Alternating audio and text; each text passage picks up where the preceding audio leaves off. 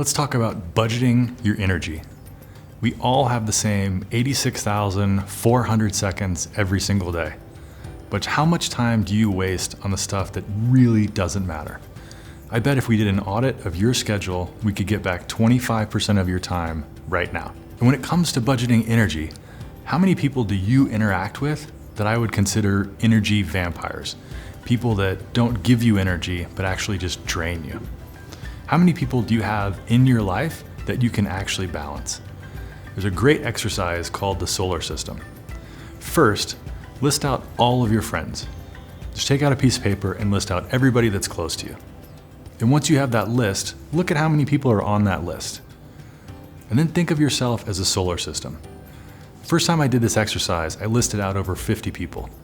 But the reality is, I don't have the time or the energy to actually have authentic, deep relationships on an ongoing basis with 50 people every single day. So if you think of yourself as a sun, and then all the planets that surround you, that's about how much room you have, 8 or 9 really close friends. Now that doesn't mean that there aren't people out there in the solar system that are gonna come in and come out. One of my best friends in the world, Kevin, lives in Australia. I've known him for over 25 years. We've been around each other less than 15 times in person, but he's still one of my best friends. When I don't see Kevin for a year, he comes back into my solar system and we have that same incredible relationship, and then he goes back to the other side of the planet. If I held him in one of those closest spots and didn't make room for other relationships, I would be depriving myself of new experiences and new friendships. I think the best example about how you can budget energy is a lesson that we taught our children on how to deal with bullies. The best way to deal with bullies is to take away all of their power.